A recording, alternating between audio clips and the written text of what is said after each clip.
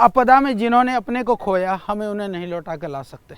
पर जो बचे हैं उनके जीवन के संरक्षण के लिए, उनके जीवन को सुगम बनाने के लिए कुछ तो हम मदद कर सकते हैं। हम सबका पावन कर्तव्य है, जो दैवीय आपदाएं हैं वो हमारे हाथ में नहीं है, परंतु सेवा जितना बन पाए हम कर सकते हैं। तो श्रद्धेय पूज्य स्वामी जी के नेतृत्व में पतंजलि जहाँ भी आपदा आती है, सबसे पहले पतंजलि की भूमिका अग्रणी होती है। और अभी भी नेपाल में जो आपदा आई है भूकंप से, जो सैकड़ों भाई बहन का जीवन लीला समाप्त हो गया और बहुत सारे पीड़ित हैं जो आज बहुत ही बेघर और विवशता के जीवन को जी रहे हैं। नेपाल के हमारे पतंजलि योग समिति के भाई बहन जहां उनके भोजन वस्त्र आदि की व्यवस्था स्थानीय स्तर पर तो कर ही रहे हैं, नेपाल के भाई बहन भी उसमें मदद कर ही रहे हैं, परंतु हमने यहाँ से हरिद्वार से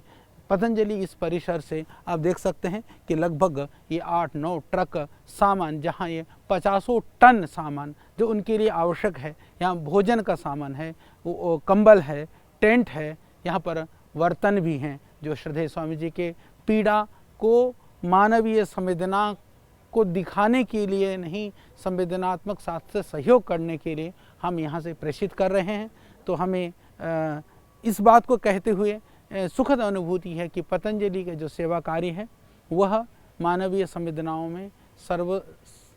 अग्रणी है। उस अग्रणी भूमिका को निभाते हुए यथासंभव हमने पहले भी जितने भी, चाहे वो बिहार की बाढ़ की विभीषिका हो, चाहे केदारनाथ की आपदा हो, पहले जो भूकंप आ चुका नेपाल में, चाहे वहाँ की बात हो, चाहे वर्तमान की हो, तो